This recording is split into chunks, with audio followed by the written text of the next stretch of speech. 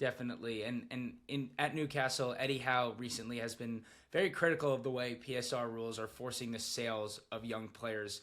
I think a lot of people have started to wonder if young players are going to suffer from having to move clubs so early in their career and not necessarily going for the right reasons. As a former CEO and someone who's been in the boardroom during these decisions, does he have a point there, or even with these kind of extra expensive deals, that clubs are still going for players that they really see having a future at the club?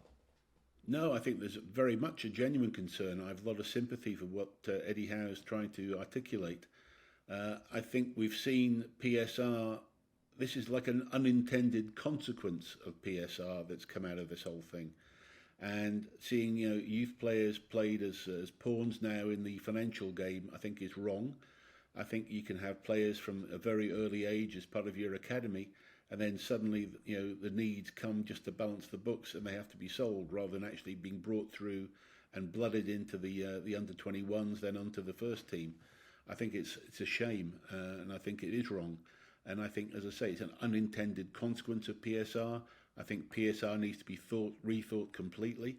There are fundamental issues that are very wrong with it. If it comes to the fact that you're actually having to do, as what happened with Everton and Forest last year, come into conflict with the Premier League, then there's something fundamentally wrong with the rules. And there's got to be better ways to address the issues around PSR in terms of excess spending. But it seems that the excess spending seems to be at the top rather than at the bottom, in my view. For sure. And, we're sitting here now a little over 25 minutes, and we continually are going back and forth with both the clubs seemingly are evading financial the financial rules, but yet the rules that are actually in place seem to be so flawed. How can we find a middle ground? How can we get to a point where clubs aren't taking so much advantage of financial, outlines, but also we're not having every club arguing with the Premier League, potentially facing points deduction and just feeling like they're cheating the rest of the teams that may be playing more fairly? Look, it's a very good question, Will, and the fact is that since there have been an influx of new owners, probably in the last 10 years, I would say that this has really happened, that have got greater wealth than we've ever seen before and are used to getting their own way, then that's always going to be in a competition. You're going to be trying to find people that are going to cheat their way or at least fudge the rules as best they can to get the best outcome. The Premier League, I don't believe, has been strong enough in the way that they have handled things. And I don't mean being strong isn't about applying the rules. Being strong to me is about being behind the scenes, negotiating settlement, putting on soft pressure, having those discussions in private, and not getting to the stage in public where there has to be internal commissions and all sorts of hearings and adverse headlines. You've got to have that power of personality and strength behind the scenes to really tell people, look, this is what could happen, but let's find a solution before it goes public. So in the old days, I think Richard Scudamore had that ability and had that talent before he left. He managed to keep things under control, and he warned clubs when they thought they were just getting too close. And that's what I think we're missing right now, is that strength of personality at the top. We've got this completely anonymous chairman of the Premier League, Alison Britton, and we're going through the most rocky period the Premier League's ever been through, and yet she is completely absent from the public. We don't see an interview, we don't see anything at all. She should be leading at the moment.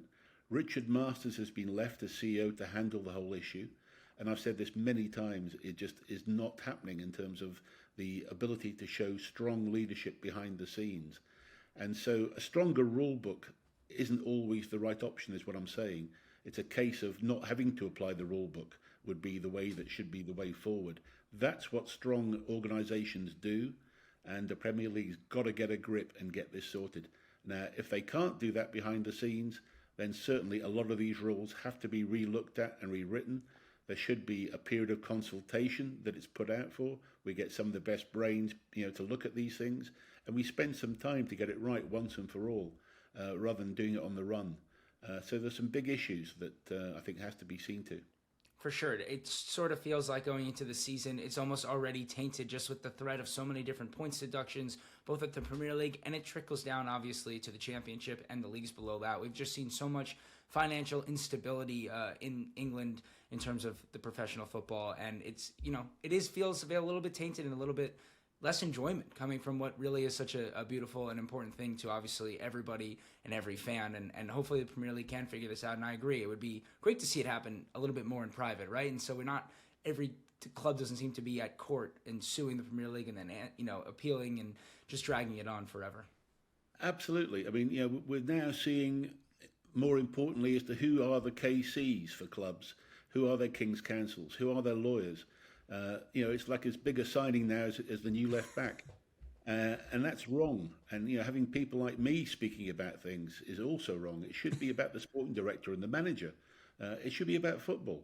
And, chief executives and other people like myself, the administrators, we should be behind the scenes, not in front of it right now. But because of the way the issues are happening, it's important that fans do understand. And that's where people like myself have a role to play in helping to let the fans understand what's going on and what the issues are. But you're right. It's not a good look. We are still the top league in the world. However, you could say it's just another part of the soap opera, and it's added a new dimension to it. It seems like fans are now getting used to this factor within it, and it is becoming part of the soap opera. Certainly, with City having these 115 charges hanging over their head all season, as this whole thing goes on, and the leaks will come from the hearing, I'm sure, and then the leaks about how the papers are going to be written up. All those things are going to be hanging over City this season. And I know with Everton, it was like a sort of Damocles hanging over you. And it does destabilise the playing squad at some stage, because no matter how much the players want to lock themselves away from it, it's just everywhere and you can't avoid it. And managers as well start to think about what's going to happen. I mean, if City was to get relegated, how do you think every player's agent at Man City is thinking right now? I mean, are they all thinking Alvarez has jumped ship for that reason? It's going to be happening, and so it is a destabilising factor. And this is where, as I say, the Premier League has got to get a grip. And if these owners have been found guilty, are going to be found guilty in the end at Man City, and there is a draconian punishment, then that will hopefully send a message once and for all that the owners have got to behave themselves and that you can't really bend the rules. And it is supposed to be carried out with sporting integrity, not only on the pitch but off the pitch as well. For sure, you said it perfectly, and at a point you just start to feel for the players who are just trying to be out there and do their craft and work on their craft and play for the fans who most importantly are also being affected. So hopefully this all gets resolved shortly, and we don't have to talk about this every week anymore. Yeah, well, look, it'd be nice to think the players, were victims of this, but actually they're getting paid very well, and I'm sure that they'll be okay.